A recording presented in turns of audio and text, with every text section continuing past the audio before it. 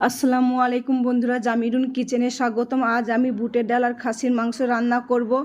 শেষ পর্যন্ত recipe video দেখার জন্য অনুরোধ রইল। আশা করছি আপনাদেরকে ভালো লাগবে। কমেন্ট শেয়ার করতে ভুলবেন না। নতুন বন্ধু হলে অবশ্যই পাশে থাকবেন। খাসির মাংস বুটের ডাল রান্নার জন্য আমি প্রথমে ডালকে ধুয়ে ভিজিয়ে দেব।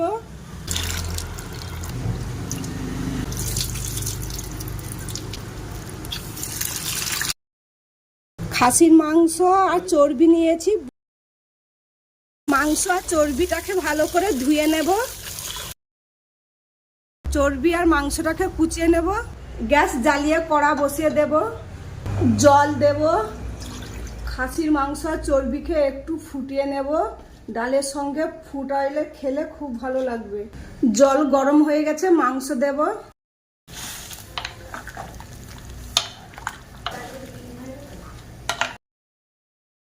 খাসির মাংসতে সিদ্ধ করা মাংস দিলে তরকারির টেস্ট আরো ভালো হবে, খেতেও ভালো লাগবে।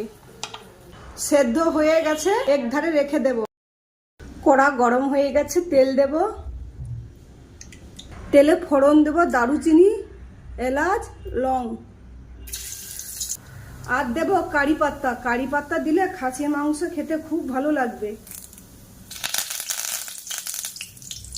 পেঁয়াজ কুচি, পেঁয়াজকে কিছুক্ষণ ভেজে নেব। ডালের জন্যে আমি পেঁয়াজকে বেশি ভাজবো না, এইরকমই দরমারা করে নেব। আদা রসুন বাটা দেব। লঙ্কা গুঁড়ো দেব। হলুদ গুঁড়ো দেব। মশলা দেব। অল্প করে জল দিয়ে মশলাকে কষে নেব। মশলা খুব সুন্দরভাবে কষা হয়ে গেছে। এবার খাসির মাংস আর চর্বি দেব।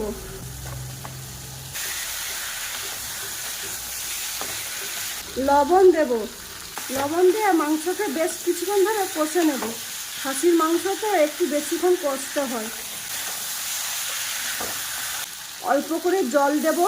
জল দিয়ে আরো কিছুক্ষণ মাংসকে কষে নেব। বাড়িতে তৈরি করা গরম মশলা দেব। কিছুক্ষণ মাংস আর মশলাকে কষে নেব। ডাল দেব। ডাল আর মাংসকে বেশ কিছুক্ষণ ধরে কষে নেব। কাঁচা লঙ্কা দেব। কিছুক্ষণ কষে নেব। খুব সুন্দরভাবে কষে নিয়েছি। এবার প্রেসার কুকারে দিয়ে দুটো সিটি মেরে নেব।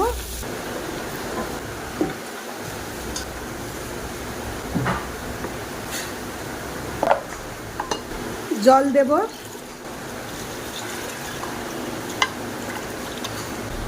ঢেকে দেব।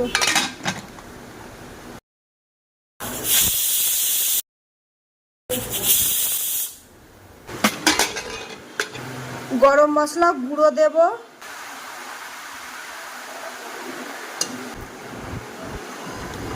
একটু ঘেটে দেব।